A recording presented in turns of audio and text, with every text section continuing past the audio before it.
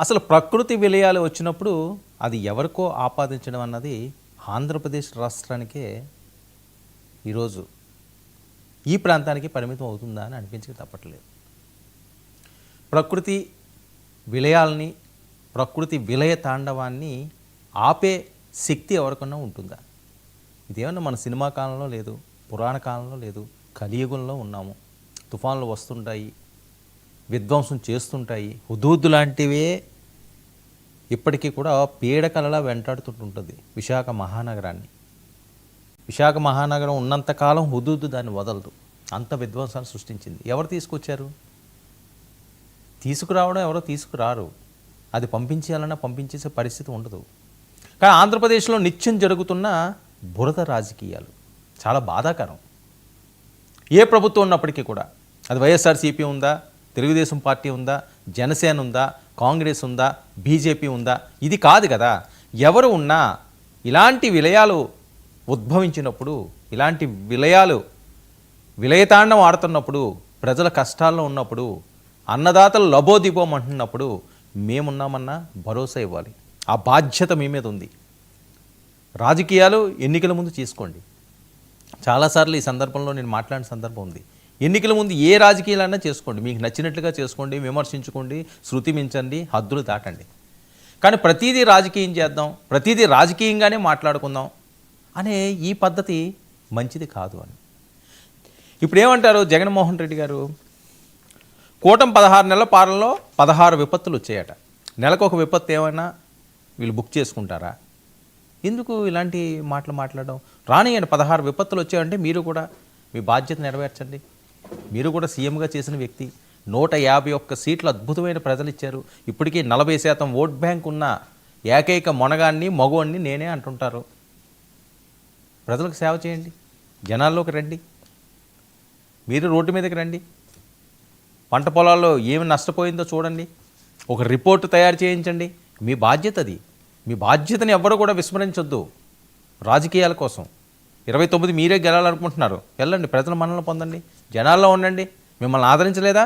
అదే జనాలు మిమ్మల్ని ఆదరించారు కదా, అదే జనాలు మిమ్మల్ని నెత్తిన పెట్టుకున్నాయి కదా, అదే జనాలు మీకు 151 సీట్లు ఇచ్చాయి కదా, అదే జనాలు తిరుగులేని మెజారిటీతోటి జగనన్నా అని కొనియాడారు కదా. ఎందుకు విస్మరిస్తారు? ఎందుకు ఆలస్యం చేస్తారు? దిగండి, రంగంలోకి దిగండి. ఎవరు వద్దన్నారు? ఎవరు ఆపగలరు మిమ్మల్ని? 16 నెలల్లో 16 విపత్తులు. ఎంతమంది రైతులకు ఇన్పుట్ సబ్సిడీ ఇచ్చారు? ప్రశ్నించండి, తప్పులేదు. ఎంతమంది రైతులను ఆదుకున్నారు? నిన్నే జరిగింది అది. ఎంతమందిని ఆదుకుంటారో, ఏమి ఇస్తారో, ఏంటి అన్నది ఒక ప్రణాళిక ఉంటుంది, ఆ రకంగా ఇస్తారు. అడగండి, డిమాండ్ చేయడంలో తప్పులేదు. విమర్శలొద్దు, బురదలొద్దు అని. ఇది ప్రకృతి విపత్తు కాదు, మ్యాన్ మేడ్ డిజాస్టర్ అట. చంద్రబాబు వల్లే రైతులకు తీవ్ర నష్టం. ఇది చంద్రబాబు సృష్టించిన విపత్తు.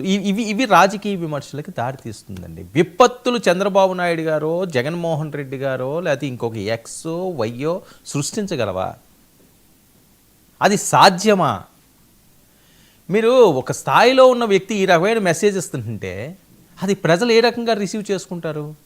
ఇప్పుడు మీరున్నప్పుడు జగన్మోహన్ రెడ్డి గారే విపత్తును తీసుకొచ్చారు, ఆయనకి ఇంతకు బేరం ఆడారు, లేకపోతే ఈ డిస్కౌంట్ మీద అక్కడి నుంచి ఇక్కడికి పట్టుకొచ్చారు అంటే అదేమైనా అర్థం ఉందా?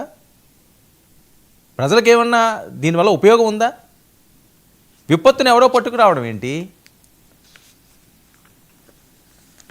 ఇక వైసీపీ హయాంలో ఆర్బీకేల వ్యవస్థ అప్రమత్తంగా ఉండేది, మంచిది.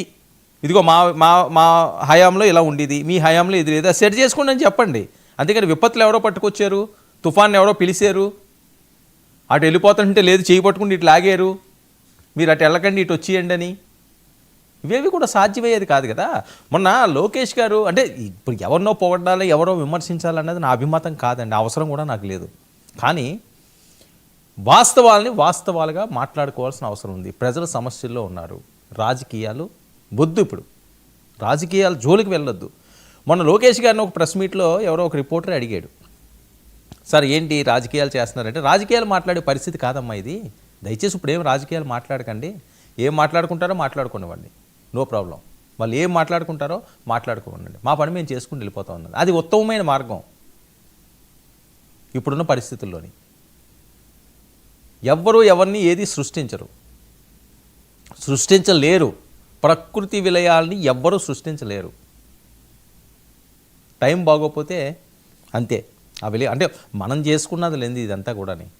పచ్చని చెట్లన్నింటినీ కూడా భూస్థాపితం చేసేస్తున్నాం, భస్మం చేసి పడేస్తున్నారు, పొల్యూషన్ విపరీతంగా వ్యాప్తి చెందించేస్తున్నారు. ఎందుకు రమ్మంటే రాదా? ఇప్పుడు అడవులు నరికేస్తే జంతువులన్నీ ఎక్కడికి పోతాయి? ఊళ్ళ మీద పడతాయి. ఇది అదే పరిస్థితి. పచ్చని ప్రకృతిని అంతా నాశనం చేసుకుంటూ ఇప్పుడు ఏమవుతుంది? ఇలాంటి విలయాల రూపంలో ఏదో రకంగా ఒక మహమ్మారిలా వ్యాపించి ఎంతోమంది జీవితాలని చింతనం చేసి పడేస్తున్నాయి. విపత్తులపై దయచేసి రాజకీయాలు వద్దు. బురద రాజకీయాలు చేస్తున్నారంటూ చంద్రబాబు నాయుడు గారు, పవన్ కళ్యాణ్ గారు, లోకేష్ గారు మళ్ళీ సీరియస్ అవుతున్నారు. మీరు ఒకటి అంటారు, విపత్తు ఆయన తీసుకొచ్చారని. నువ్వు బురద రాజకీయాలు చేయడం మానేయండి వీళ్ళు అంటారు. ఇది ఎక్కడి వరకు వెళ్ళిపోయిందంటే, ఒక పక్క తుఫాన్ అవుతుంది, ఒక పక్క తీరాన్ని దాటుతుంది, ఎక్కడికక్కడ అలర్ట్లు అవుతున్నాయి. జగన్మోహన్ రెడ్డి గారు వాళ్ళ క్యాడర్కి ఇచ్చే మెసేజ్ ఆయన ఇచ్చారు, పవన్ కళ్యాణ్ గారు ఇచ్చేది పవన్ కళ్యాణ్ గారు ఇచ్చారు, గవర్నమెంట్ ఇచ్చింది, చంద్రబాబు నాయుడు గారు పర్యవేక్షిస్తున్నారు. ఇదంతా బాగానే ఉంది. సో ఈ నేపథ్యంలో ఏంటి, ఈ జరుగుతున్న అంశంలో ట్రోల్ అవుతున్న అంశాలు చాలా అసలు ఏం మాట్లాడుతున్నారో, ఎందుకు మాట్లాడుతున్నారో, ఎందుకు వస్తున్నాయి ఇవేమి కూడా అర్థం కాని పరిస్థితి కొన్ని అంశాల్లో ఆంధ్రప్రదేశ్ రాజకీయాల్లోని. జగన్మోహన్ రెడ్డి గారికి ముందే తెలియదా ఇది వస్తున్నదని? హెలికాప్టర్లో ఎందుకు వచ్చిలేదు విజయవాడ? ఆయన ప్యాలెస్లో ఎందుకు దాక్కున్నాడు అంటారు. అంటే ఎక్కడికి వెళ్ళినా సరే ప్యాలెస్ లింక్ ఒకటి. మీ బాధ్యత, అధికారం ఇచ్చారు, మీరు చెయ్యండి. మిమ్మల్ని కావాలని విమర్శిస్తే దానికి రివర్స్ అవ్వండి. అదిగో ఆయన వీడియో కాన్ఫరెన్స్లో ఆయన చేస్తున్నారు. వీడియో కాన్ఫరెన్స్ ఎందుకు? రోడ్డు మీద రమ్మని వీళ్ళు అంటారు. మీరు విపత్తు ఆయనకు వచ్చిందంటే నువ్వు అక్కడ కూర్చుండి ఎలా కబుర్లు చెప్తావు స్వామి? నువ్వు బయటికి రా, నువ్వు బయటకు వచ్చిరా, బయటకు వచ్చి చూడు, జనాల్లోకి రా అని చెప్పి వాళ్ళు మాట్లాడే పరిస్థితి. ఇది ఎక్కడికి వెళుతుంది అన్నది ఆత్మ పరిశీలన చేసుకోవాల్సిన అవసరం ఉంది. దయచేసి ఆత్మ విమర్శ చేసుకోవాల్సిన అవసరం ఉంది. నిత్యం ఇవే మాటలతో ఈ రకమైన రెచ్చగొట్టే వ్యాఖ్యలు. అదిగో పవన్ కళ్యాణ్ గారు చూడండి, పవన్ కళ్యాణ్ గారు ఆయన వెళ్ళండి, వైసీపీ నాయకులందరూ కూడా గ్రౌండ్లో దిగండి. మీకు ఇది మంచి ఆపర్చునిటీ. ప్రజలు మిమ్మల్ని గుండెల్లో పెట్టుకుని ఆదరించడానికి ఒక మంచి ఆపర్చునిటీ. మీ బాధ్యత మీరు నెరవేర్చండి. 40% ఓట్ బ్యాంక్ ఉంది.